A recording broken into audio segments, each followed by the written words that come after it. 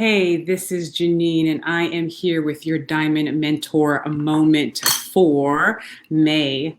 Love the diamonds, that's our logo, but today I'm going to talk about an important critical element for intercultural competency and for creative thinking development. Who am I going to talk about? Curious George, the curious little monkey. Curiosity. Who knew this little monkey running around being in everything, getting his hands in everything, had the trait that would be a critical element for organizations to survive today? CEOs, leadership, C-suite, and your employees need this element to survive. Quick story, my son, I have a 3-year-old son. And one day he was just cutting, right? He was cutting paper and practicing how to cut paper. He did a great job. And then I turned to do something else. And I suddenly hear my husband say, no, no. And it turned out he stopped cutting the paper and he started cutting his placemat made out of rubber. And here's the remnants of this right there. You see that? That's his handiwork. And so, your first reaction is say, no, no, no. And then I sat there and I looked at him and I was like, it's not that he was trying to destroy the placemat. I think he was just being curious. He knows what the sensation of paper feels like, but he doesn't know what it feels like to cut rubber.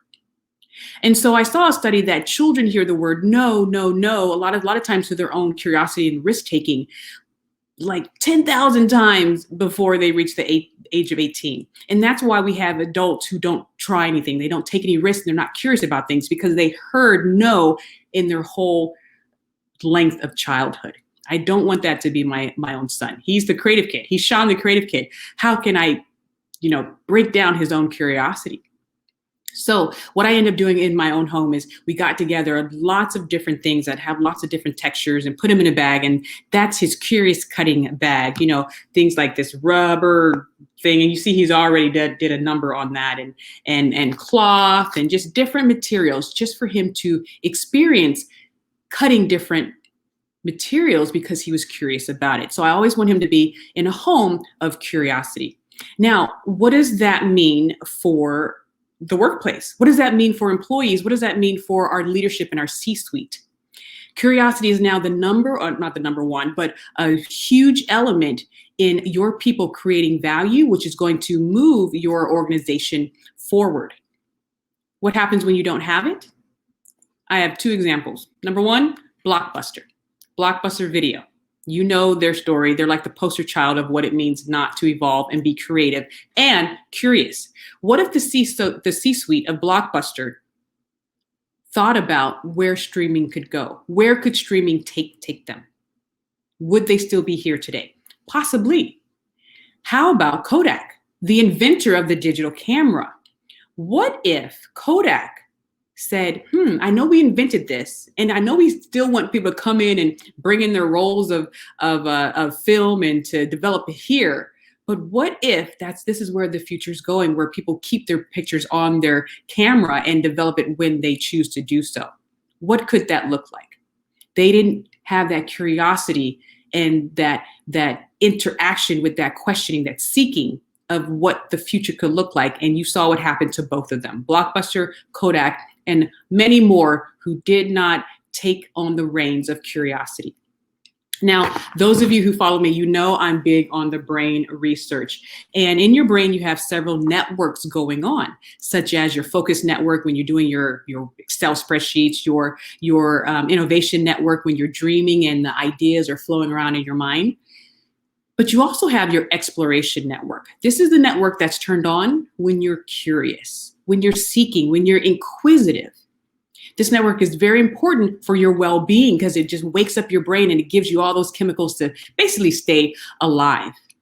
And so I want you to understand how important this is and how important it is for leadership to identify what curious looks like in your teams. And are you building a psychologically safe environment and culture to cultivate that curiosity? That's why our company does DEI work partnering with creativity, thinking development, because they go hand in hand. They're tied at the hip. If you want great innovation and creativity, You have to have curiosity, but you have to have a culture of inclusion and a psychologically safe environment to support that. When employees take risk or they ask questions or they challenge the status quo, and if they get cut down at every mark, you're going to cut down their curiosity and they're going to stop being curious, which means they stop bringing new ideas, which means it limits your value creation. That's why leadership training in this area is so important. So here's a few tips to increase your curiosity. Number one, stay humble. Understand that you don't know it all.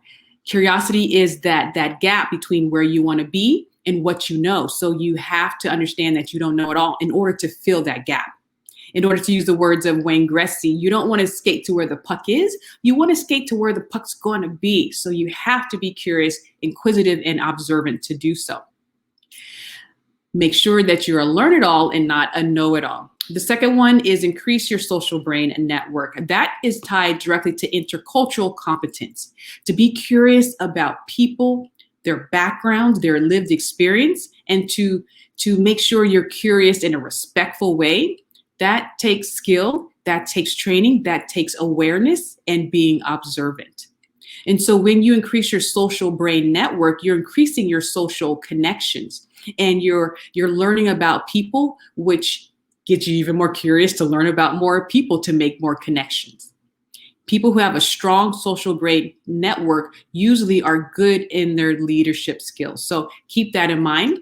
And the last tip I have for you about increasing your curiosity is looking at reframing your questions.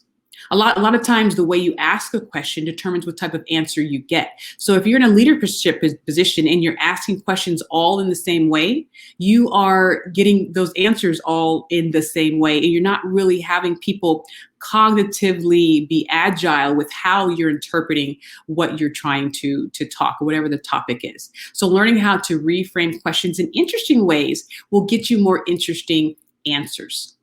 So be curious. The research is clear.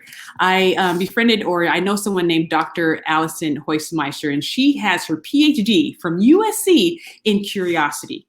And she says a few things. She says that the Wall Street Journal stated that 900 executives, out of 900 executives, 92% reported that soft skills such as curiosity, communication, and creative thinking were equally or more important than technical skills. And she also said that capitalizing on curiosity for organizational gains requires employees who can take independent action and think differently, non-conventional and non-conformist thinking. In order to do that, you have to have a culture of psychologically safe. You have to have a psychologically safe environment. You have to be able to challenge the status quo. There has to be leadership in place that is consultative and supportive and challenging, yet not authoritative, where no one can speak up outside of their job description. Do your people take risks? Are they able to be curious? This is an important trait and an integral trait of intercultural creativity, and just a great element to make sure that your organization thrives and stays alive. Thank you so much for joining us for your Diamond Mentor moment for this Wednesday. Be curious, be observant, and be you. I will see you next time. Bye-bye.